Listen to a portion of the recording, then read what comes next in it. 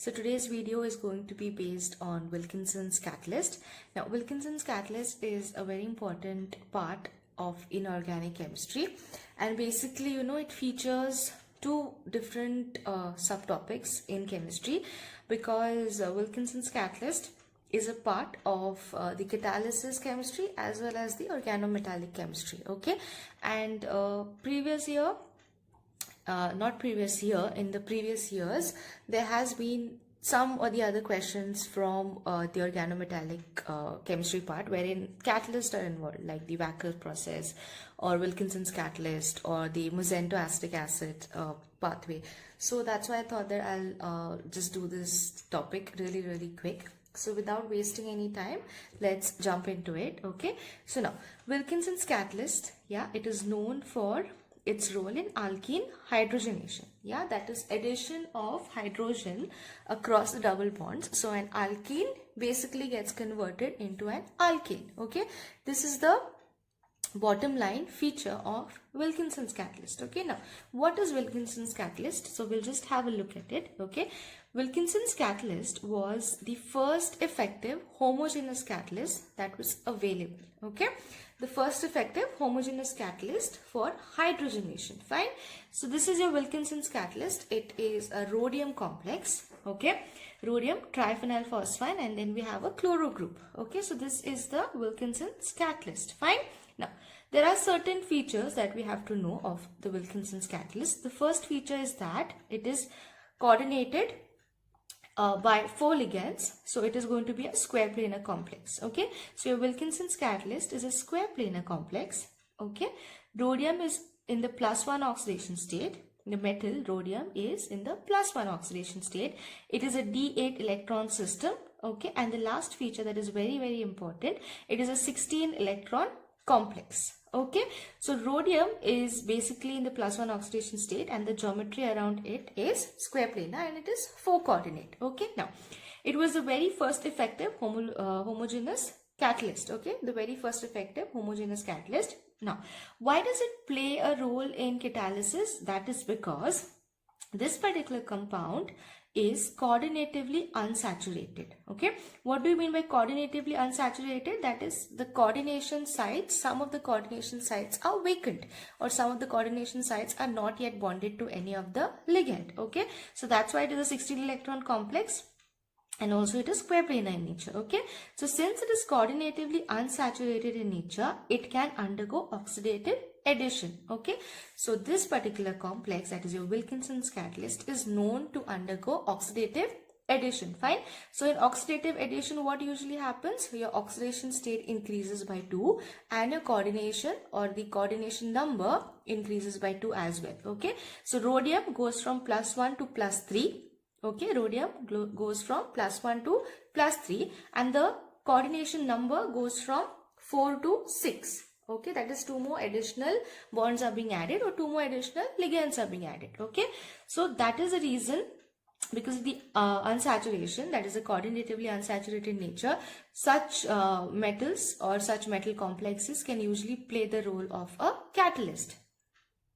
Now we will just talk about the mechanism that takes place. Okay, so I will just do it very quick so that I do not waste a lot of your time in doing a small topic. Okay, now consider this to be a Wilkinson's catalyst. Okay, I have not written the pH3 groups. I have just replaced them with L so that it's better for me to solve. Okay, so what we basically do, we start with the Wilkinson's catalyst and we solvate it. Okay, so this is basically nothing but the process of solvation. Okay, now when you solvate the Wilkinson's catalyst, one of the pH3 group, one of the phosphine group is going to leave, and your solvent molecule is going to come and replace it. Okay, so this is the structure that you get after you do the solvolysis, or basically after you solvate your complex. Okay, so one of the L has left. Now L over here represents your PPH3 group, and this is what you end up getting. Okay, now you have got this structure. Next, what you do is that you have to react it with,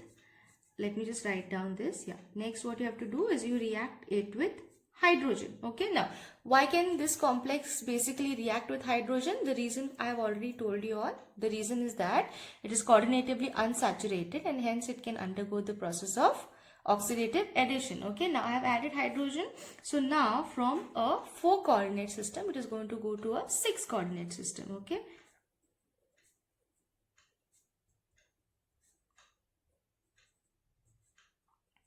Fine.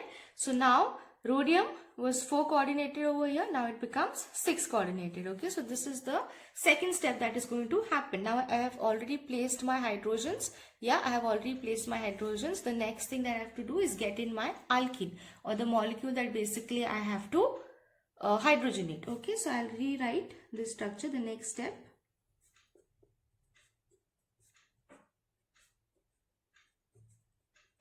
Plus. This is my alkene. Okay, so I'm basically interested in hydrogenation of this alkene. Okay, now this alkene, what is going to happen? I'll just draw the structure first. I have my H, I have my H, and then my L. This is also my L. This is Cl, and there will be a bond formation over here with the double bond. Okay, so what has been replaced? Your solvent molecule has been replaced. Okay, so solvent molecule over here, and then what happens is your alkene comes and occupies that particular position, and a solvent molecule is lost. Okay, now the next step is going to be your rate determining step. The next step is going to be your rate determining step. So we usually put it by RDS. Okay, I'll just draw it first.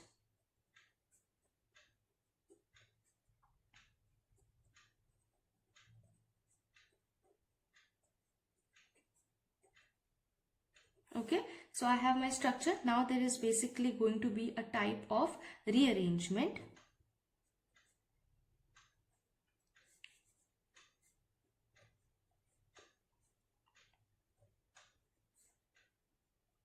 And now there is a proper bond formation.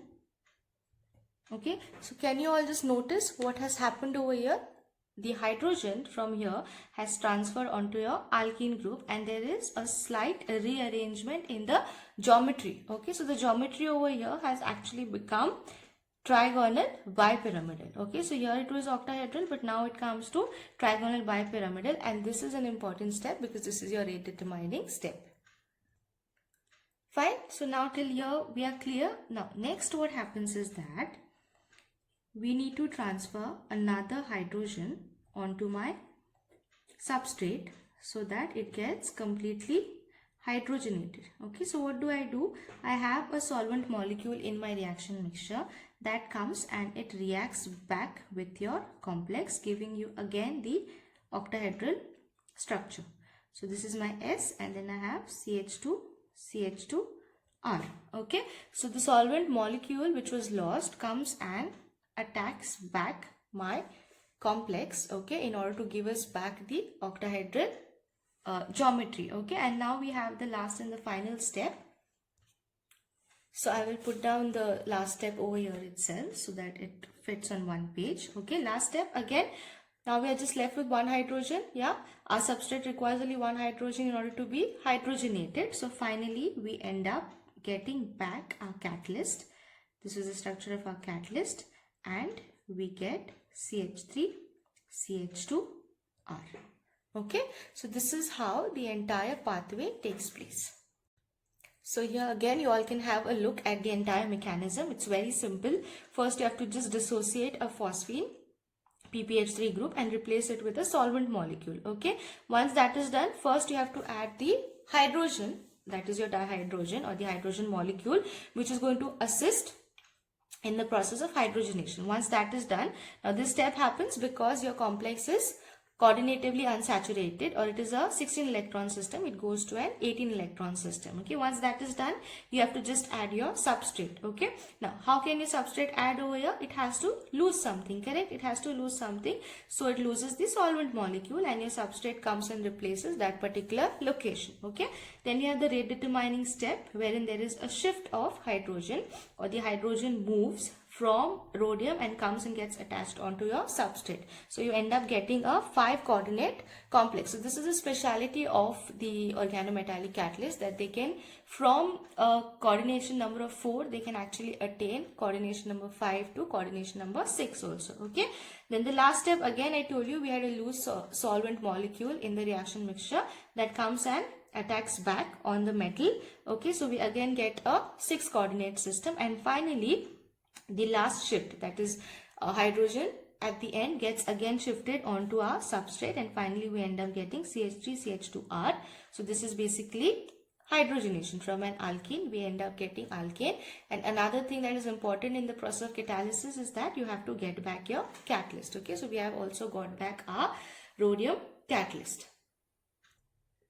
Now that was an elongated pathway that I just showed you all, but you all know that any of the catalytic pathways can be represented by the Tollmann's catalytic loop. Okay, so I will draw a loop, a Tollmann's loop, for the process of hydrogenation as well.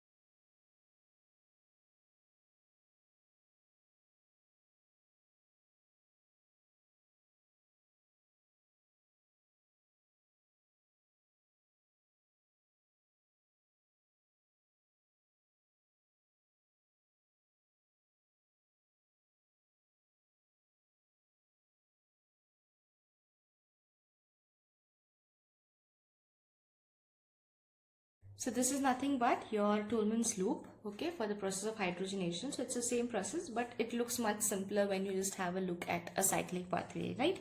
So we start with our catalyst, okay. Here already one phosphine group is being replaced by the solvent molecule. So first there is addition of hydrogen. Okay, so hydrogen gets added, that is oxidative addition. Okay, then you put your substrate. So you put your substrate, you remove a solvent molecule. Okay, then is basically hydrogen migration. Okay, from here the hydrogen is going to migrate onto your substrate.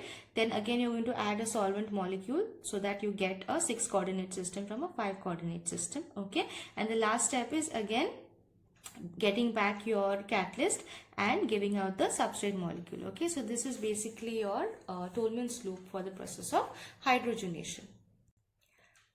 Now towards the end, I just wanted to mention a very small thing to all of you all. Now ethylene is commonly chosen in order to illustrate the homogeneous hydrogenation using Wilkinson's catalyst. Okay, so ethylene is the most common example that is taken, but the fact is that the process with ethylene is actually very slow.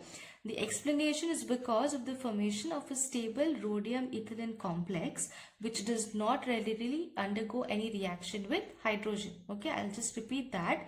The explanation lies with the formation of a stable rhodium ethylene complex which does not undergo reaction with H2 easily. Okay, ethylene actually competes with the solvent for the vacant coordination site created, and hence it serves as an inhibitor to the process of hydrogenation.